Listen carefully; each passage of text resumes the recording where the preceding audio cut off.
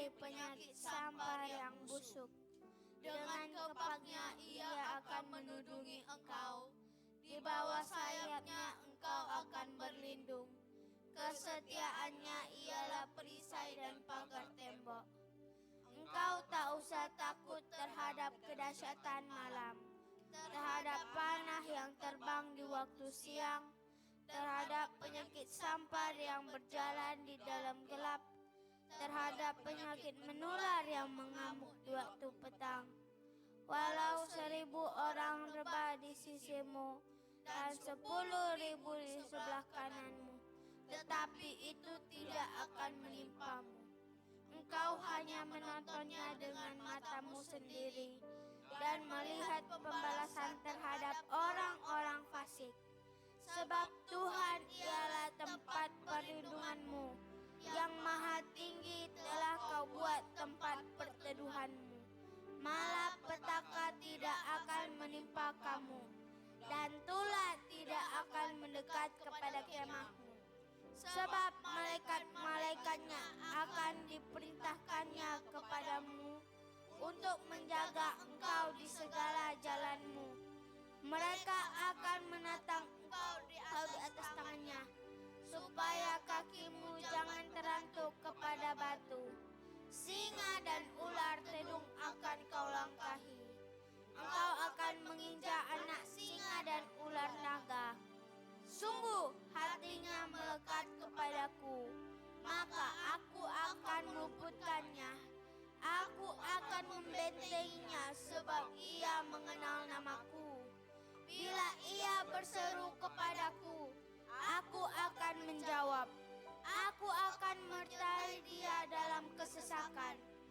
Aku akan meluputkannya dan memuliakannya. Dengan panjang umur akan kukenyangkan dia, dan akan kuperlihatkan kepadanya keselamatan daripadaku. Amin. 1. Shalom semuanya. Apa kabar adik-adik yang di rumah? Sehat-sehat ya, kakak harap adik-adik semua dalam keadaan sehat dan bahagia. Yuk, hari ini kakak mau ajak setiap adik-adik yang ada di rumah untuk siapkan hati dan pikiran kita mau mulai ibadah kita yuk. Kita mau bersatu dalam doa. Tuhan Yesus yang baik, terima kasih Tuhan karena sampai saat ini kasih-Mu tidak berkesudahan Tuhan bagi setiap kami dan setiap adik-adik yang ada di rumah. Dan Bapa, pada hari ini kami mau bersama-sama beribadah Tuhan, walaupun kami berada di rumah kami masing-masing, tapi kami percaya Tuhan, tangan-Mu tidak kurang panjang Tuhan Yesus untuk menjangkau setiap kami. Bapa, kami mau undang kehadiran-Mu untuk ada dalam hati kami, biar kami bisa merasakan hadirat-Mu yang luar biasa Tuhan dalam rumah kami. Dan Tuhan, kami mau siapkan hati dan pikiran kami untuk memulai ibadah ini, berkati ibadah dari awal, pertengahan, hingga akhir ya Tuhan Yesus. Terima kasih Bapa yang baik, hanya dalam nama Tuhan Yesus kami sudah mengucap syukur dan berdoa. Sama-sama kita katakan amin. Yuk kita bangkit berdiri ya.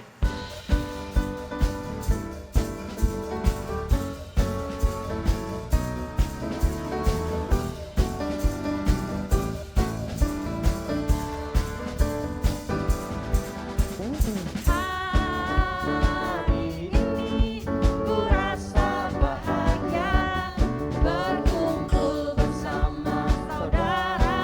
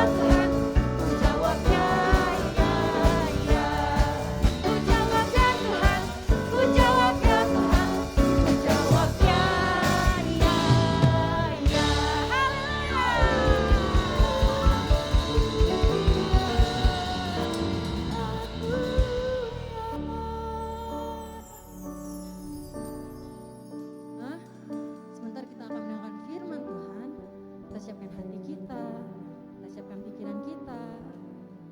Kita mau katakan betapa aku cinta sama Tuhan. Sungguh-sungguh kita katakan, how do I love you, Lord? How I love you, Lord.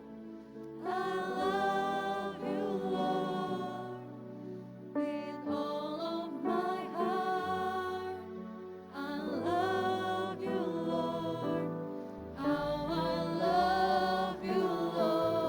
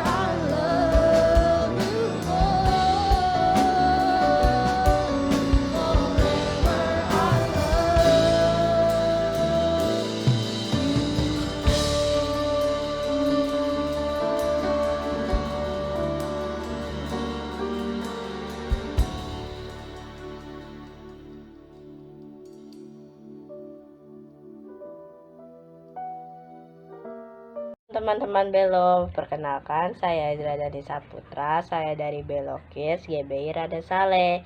Saya akan menceritakan tentang Musa membelah lautan Kolsom. Apakah kalian tahu tokoh Musa dan Firaun? Ya, pasti kalian sudah tahu tentang tokoh-tokoh di kelurahan, tokoh-tokoh Alkitab di Keluaran. Nah, sekarang aku ingin menceritakan sedikit tentang kejadian Musa dan Firaun. Suatu hari, Firaun memperbudak Israel. Akhirnya, karena Israel tidak tahan terhadap sikap Firaun, mereka pun berdoa sungguh-sungguh dan memuji Tuhan. Dan akhirnya Tuhan mendengar doa mereka. Dan setelah itu Musa pun dipanggil oleh Allah. Allah berkata, "Sekarang seruan orang Israel telah sampai kepadaku. Juga telah kulihat betapa kasarnya orang Mesir menindas mereka. Jadi sekarang pergilah. Aku mengutus engkau kepada Firaun untuk membawa umatku, orang Israel, keluar dari Mesir." Keluaran 3 ayat 9-10. Nah, karena Musa taat kepada Tuhan, jadi Musa membawa semua orang bangsa Israel pergi dari Mesir. Dan sesampainya di lautan Kolsom,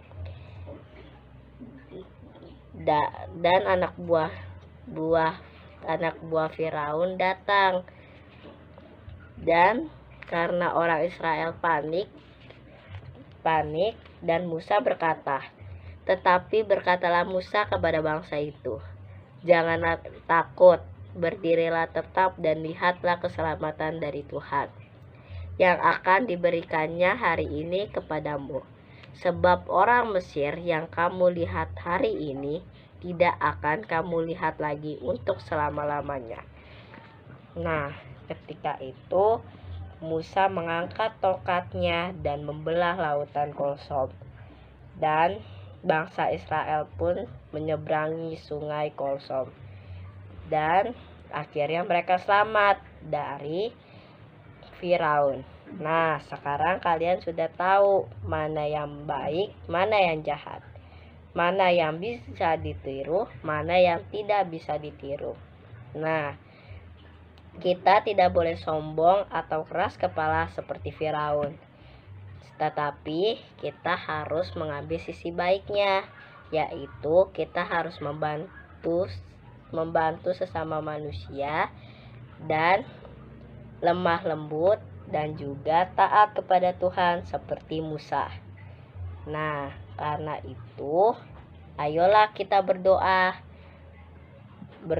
untuk semua bangsa Indonesia dan yang lain-lain. Terima kasih. God bless you all.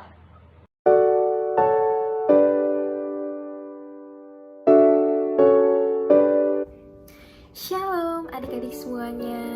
Wah, gimana nih semua kabarnya? Pasti luar biasa ya. Oke, adik-adik semua udah siap dengerin firman? Pastinya udah ya. Oke, tapi sebelum itu kita sama-sama berdoa dulu yuk. Lipat tangan, tutup mata, kita berdoa. Tuhan Yesus yang baik, terima kasih Tuhan untuk berkat-Mu buat hari ini Tuhan. Kalau kami boleh bersama-sama lagi di ibadah online anak sekolah minggu. Tuhan, sekarang kami akan mendengarkan kebenaran firman-Mu Tuhan. Kau berkati mulut bibir hamba dalam menyampaikan segala firman-Mu, agar setiap firman yang dapat hamba sampaikan dapat adik-adik sekolah minggu mengerti dan dapat mereka lakukan di kehidupan mereka sehari-hari Tuhan, di dalam nama Yesus Tuhan. Terima kasih Tuhan, kami siap mendengarkan, hanya di dalam nama-Mu kami sudah berdoa dan mengucap syukur. Haleluya, amin. Oke adik-adik, hari ini kakak mau cerita tentang salah satu tokoh Alkitab, yaitu Musa. Nah adik-adik masih ingat gak kisah tentang Musa yang saat itu berada di kaki gunung Sinai? Yang Musa berhadapan dengan semak terbakar. Ada yang ingat? Oke, kalau ada adik-adik yang mungkin lupa, kakak jelasin sedikit ya. Jadi waktu itu ketika Musa pergi dari Mesir, dia pergi ke kota apa ayo? Kota Midian. Dan Musa menjadi seorang gembala kambing domba adik-adik di kota Midian itu. Adik-adik ada yang tahu kira-kira Musa menjadi gembala berapa lamanya? Berapa tahun? Ayo, ada yang tahu? Ya, Musa menjadi gembala selama 40 tahun adik-adik. Nah, ketika dia sedang menggembalakan kambing dombanya, dia pergi ke Gunung Sinai adik-adik. Dan saat dia berkeliling, dia melihat ada suatu semak yang terbakar. Tapi anehnya adik-adik, semak itu tidak hancur. Dan tiba-tiba ketika Musa mendekat, api itu mengeluarkan sebuah suara. Dan suara itu adalah suara Allah. Nah adik-adik, kira-kira Allah bicara apa sih sama Musa? Ada yang tahu? Nah adik-adik, jadi Allah memerintahkan Musa atau mengutus Musa untuk membebaskan bangsa Israel dari perbudakan di Mesir. Kira-kira Musa mau nggak ya adik-adik? Awalnya Musa nggak mau. Karena apa? Karena dia nggak percaya diri. Dia udah negatif thinking aja adik-adik. Karena dia takut kalau orang-orang Israel tidak akan ada yang percaya sama dia. Tapi Allah terus meyakinkan Musa melalui mukjizatnya, melalui keajaiban yang terjadi. Nah, akhirnya Allah menyuruh Musa untuk apa? Pertama, melemparkan tongkat. Dan tongkat itu kira-kira berubah jadi apa adik-adik? Tongkat itu berubah menjadi ular. Lalu ketika Musa mengambil tongkat itu lagi, mau mengambil ular itu menjadi tongkat kembali. Yang kedua, Musa disuruh untuk memasukkan tangannya ke jubah. Dan ketika Musa mengeluarkan tangannya menjadi kusta adik-adik. Dan ketika Musa mengembalikan tangannya ke jubah, tangannya sudah kembali sembuh. Wah, ajaib berkuasa Allah. Ajaib banget ya adik-adik. Dan Allah berjanji untuk selalu menyertai Musa dalam menjalankan tugasnya ini. Dan juga Allah mengutus kakaknya Musa, yaitu siapa? Harun, untuk menjadi seorang juru bicara. Nah, adik-adik, akhirnya Musa mau ya melakukan perintah Allah untuk membebaskan umat Israel dari perbudakan di Mesir. Dan setelah itu adik-adik, Musa akhirnya pergi ke rumah dan bertemu dengan istrinya. Ayo, siapa sih nama istrinya? Nama istrinya adalah Zipora. Nah, ketika itu Musa akhirnya menceritakan bahwa Allah mengutus dia untuk memimpin bangsa Israel keluar dari perbudakan Mesir. Tapi Zipora sangat terkejut ya adik-adik. Mungkin dia bilang seperti ini, apa? Ke Mesir? Apakah kamu yakin orang-orang Israel bakal percaya sama kamu? Lalu kan Firaun juga ingin membunuh kamu. Nah, adik-adik, akhirnya Musa menjelaskan apa yang terjadi di kaki gunung semak terbakar. Musa menceritakan semuanya. Musa menceritakan tentang keajaiban-keajaiban Allah, dan juga Musa menceritakan bahwa Allah berjanji untuk selalu menyertai Musa dalam menjalankan tugas ini. Dan akhirnya pun Zipora mengerti. Dan setelah itu Musa akhirnya pergi ke Mesir, dan perjanjian nih dia sama si kakaknya, yaitu Harun, di sebuah padang gurun. Dan ketika Musa dan Harun sampai ke Mesir, mereka langsung ya adik-adik mengumpulkan orang-orang Israel. Dan mengumpulkan orang-orang Israel, termasuk pemimpin-pemimpin bangsa Israel. Dan Musa akhirnya menjelaskan bahwa dia diutus Allah untuk memimpin bangsa Israel keluar dari perbudakan Mesir ini.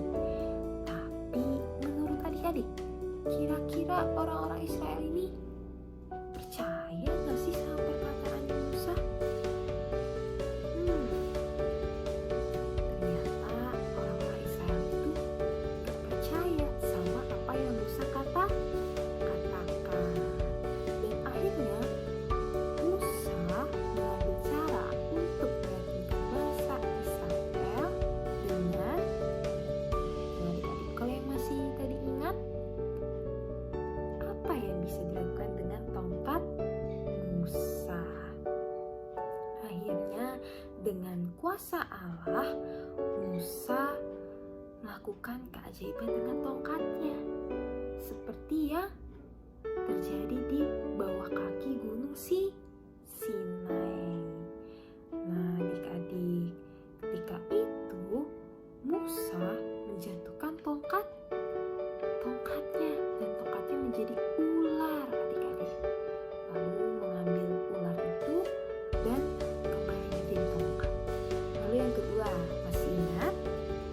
Yang kedua, Musa memasukkan tangannya ke jubah dan tangannya menjadi kusta, dan memasukkannya lagi, tangannya menjadi sembuh. Lalu yang ketiga, apa kira-kira? Musa mengubah air di sungai Nil menjadi darah adik-adik. Wow, keren banget ya. Dan setelah itu, kira-kira orang-orang Israel percaya nggak sama Musa dan Harun? Ya, mereka setelah melihat keajaiban-keajaiban itu, mereka percaya adik-adik. Akhirnya Musa, Harun, dan juga orang-orang Israel pergi untuk menemui Firaun. Pergi ke istananya Firaun. Dan setelah berhadapan dengan Firaun, Harun dan Musa pun bilang sama Firaun. Mereka bilang seperti ini, Allahku orang Israel ingin bangsa Israel bisa bebas dari perbudakan di Mesir ini. Kira-kira respon Firaun apa adik-adik? Apakah dia langsung mengizinkan? Apakah dia senang? Tentu enggak ya adik-adik. Firaun justru bertanya sama Musa, memang Allahmu siapa? Aku tidak mengenal Allahmu. Dan juga Firaun justru malah menyuruh orang-orang Israel itu untuk bekerja lebih keras lagi. Dan bahkan adik-adik, orang-orang Israel semakin disiksa. Wah, tega banget ya Firaun ya. Tentu saja Firaun tidak akan mudah untuk membebaskan bangsa-bangsa Israel ya adik-adik. Ketika itu Musa sedih karena rencananya gagal. Dia tidak Israel keluar dari Mesir. Dan akhirnya adik-adik, suatu hari ada nih beberapa orang Israel yang disiksa terus adik-adik. Karena tidak tahan, orang-orang Israel itu akhirnya pergi ke istana Firaun dan mengadukan hal itu kepada Firaun, bahwa dirinya disiksa sangat keras adik-adik. Tapi justru Firaun malah marah dan bilang sama orang Israel itu, "Sana, pergi kau orang pemalas, silakan engkau bekerja lebih keras lagi." Wah adik-adik, akhirnya orang-orang Israel itu pergi dari istana Firaun, dan di perjalanan tidak sengaja berjumpa dengan Musa dan Harun. Melihat itu, orang-orang Israel marah karena Musa tidak berhasil mengeluarkan mereka dari perbudakan ini. Mereka bilang sama Musa, "Semoga kamu dihukum oleh Tuhan atas kesengsaraan yang kami alami. Ini semua gara-gara kamu." Seperti itu adik-adik, orang-orang Israel merasa bahwa Musa itu yang membuat ini semua terjadi. Mereka semakin disiksa, mereka disuruh semakin bekerja lebih keras lagi. Ini semua gara-gara Musa. Akhirnya mereka tidak percaya lagi kepada Musa. Mereka tidak percaya lagi kepada Harun, dan juga mereka tidak percaya lagi kepada Allah. Mendengar hal itu, Musa sangat sedih adik-adik, dan akhirnya mengadukan hal ini kepada Allah. Musa bilang, "Allah, kenapa orang-orang Israel semakin sengsara?" Tapi akhirnya Allah menjawab, "Aku adalah Allahmu. Katakanlah kepada orang-orang Israel bahwa aku akan membawa mereka ke negeri yang telah kujanjikan. Mereka akan melihat kuasaku yang besar dalam mengalahkan Firaun. Dan juga mereka akan percaya bahwa aku adalah Allah mereka." Adik-adik, Allah benar-benar tidak pernah meninggalkan Musa. Allah terus menyemangati Musa untuk terus berjuang dalam membebaskan bangsa Israel dari perbudakan Mesir. Juga akhirnya Allah menyuruh Musa untuk berhadapan lagi dengan Firaun. Dan juga Musa terus percaya kepada Allah, padahal dia nggak tahu akhirnya seperti apa. Apakah akhirnya akan gagal atau apapun itu, Musa tetap percaya. Dia tetap berpegang teguh pada perkataan Allah, walaupun dia tidak mengerti, walaupun keadaannya sangat sulit. Nah, adik-adik, cerita kakak sampai di sini aja. Jadi dari cerita ini, apa yang adik-adik bisa ambil? Kita sebagai anak-anak Tuhan tetap harus percaya pada Tuhan ya adik-adik. Seperti Musa tadi, walaupun keadaannya sulit, walaupun kita juga gak ngerti maksud Tuhan itu apa sih, tapi kita harus tetap percaya sama Tuhan.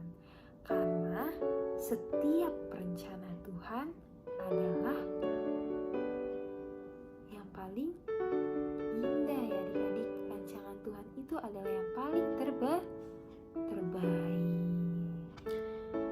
Oke adik-adik, sekian firman Tuhan hari ini.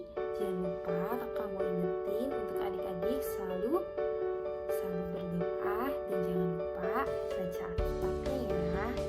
Oke adik-adik, Tuhan Yesus memberkati.